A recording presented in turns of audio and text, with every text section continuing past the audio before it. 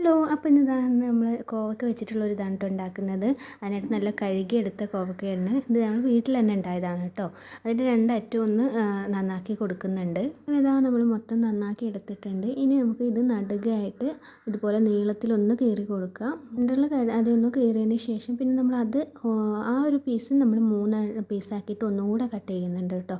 ഇതുപോലെ നീളത്തിൽ തന്നെ 3 ആക്കി കട്ട് ചെയ്യേണ്ടത്. ഇതുപോലെ നമുക്ക് എല്ലാം ഒന്ന് ചെയ്തെടുക്കാം. അങ്ങനെ നമ്മൾ മൊത്തം കട്ട് ചെയ്തെടുത്തിട്ടുണ്ട്. നമ്മൾ ഫ്രഞ്ച് ഫ്രൈനൊക്കെ കട്ട് ചെയ്യുന്ന പോലെ കട്ട് ചെയ്തെടുത്തിട്ടുണ്ട് കേട്ടോ. ഇനി ഇതിലോട്ട് കുറച്ച് മുളക് പൊടി ഇട്ട് കൊടുക്കുന്നുണ്ട്. അതുപോലെ മഞ്ഞൾപ്പൊടി, കുറച്ച് കുരുമുളക് പൊടി, പിന്നെ ചിക്കൻ മസാല, ഗരം മസാല, അങ്ങനെ നിങ്ങൾക്ക് ഇഷ്ടമുള്ളതൊക്കെ ചേർത്ത് കൊടുക്കുക കേട്ടോ. പിന്നെ ചിക്കൻ മസാല ഗരം മസാലയൊക്കെ ഓപ്ഷണലാണ്, ഉണ്ടെങ്കിൽ ചേർത്ത് കൊടുക്കാം.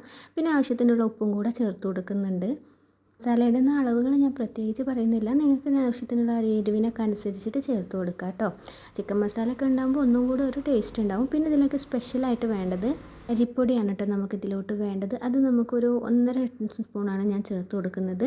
അപ്പോൾ നിങ്ങൾ അതിൽ എത്ര എടുത്തിട്ടുണ്ട് അതിനനുസരിച്ചിട്ട് ചേർത്ത് കൊടുക്കുക കേട്ടോ. എന്നിട്ട് ഇതുപോലെ ഒന്ന് മിക്സ് ചെയ്ത് കൊടുക്കുക. കുറച്ച് വെള്ളം വേണമെന്നുണ്ടെങ്കിൽ ചേർത്ത് കൊടുക്കുക കേട്ടോ. ചിലപ്പോൾ അതിൽ തന്നെ വെള്ളം ഉണ്ടാവും. ഞാൻ ഒരിത്തിരി വെള്ളം ചേർത്ത് കൊടുത്തിട്ടുണ്ട്. ഇനി ഇത് നമുക്ക് ഫ്രൈ ചെയ്തെടുക്കാം കേട്ടോ. ചട്ടിയിലോട്ട് ആവശ്യമുള്ള വെളിച്ചെണ്ണ പറഞ്ഞതിന് ശേഷം ഒരു മുളക് നമ്മൾ നടുക കീറിയിട്ട് ചേർത്ത് കൊടുത്തിട്ടുണ്ട്. കുറച്ച് കറിവേപ്പിലയും കൂടെ ഇട്ട് കൊടുത്തിട്ടുണ്ട് കേട്ടോ. എന്നിട്ട് അതിലോട്ട് നമ്മൾ നേരത്തെ മസാല ചെയ്ത് വെച്ചിട്ടുള്ളതും കൂടെ ഇട്ട് കൊടുക്കാം. ഓരോന്നായിട്ട് ഇങ്ങനെ ഇട്ട് കൊടുക്കാം കേട്ടോ. അപ്പോൾ നമ്മുടെ ചാനൽ ആരെങ്കിലും സബ്സ്ക്രൈബ് ചെയ്യാതെ കാണുന്നുണ്ടെങ്കിൽ ചാനലൊന്ന് സബ്സ്ക്രൈബ് ചെയ്ത് സപ്പോർട്ട് ചെയ്യാം കേട്ടോ. അപ്പോൾ ഇനി ഇതുപോലെ നമുക്ക് വീട്ടിൽ കോവയ്ക്കൊക്കെ ഉണ്ടാകുമ്പോൾ ഇങ്ങനെയൊക്കെ ഒന്ന് ചെയ്ത് നോക്കൂട്ടോ. നല്ല ടേസ്റ്റ് ഉണ്ട്, അടിപൊളിയാണ്.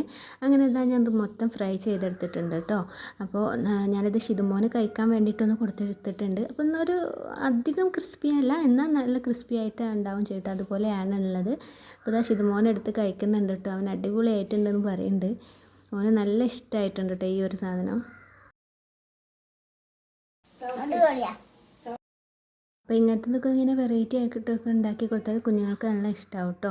അപ്പോൾ എല്ലാവരും ഒന്ന് വീട്ടിൽ ട്രൈ ചെയ്തൊക്കെ ഒരുപാട് കാര്യങ്ങൾ പറയുന്നുണ്ട്, അതൊന്നും ഞാൻ ഇതിൽ കാണിക്കുന്നില്ല കേട്ടോ. ഇത്രയുള്ള വീഡിയോ ഇഷ്ടപ്പെട്ടിട്ടുണ്ടെങ്കിൽ ചാനലൊന്ന് സബ്സ്ക്രൈബ് ചെയ്ത് സപ്പോർട്ട് ചെയ്യുക. എല്ലാവരും ഇതൊന്ന് ട്രൈ ചെയ്ത് നോക്കാം കേട്ടോ.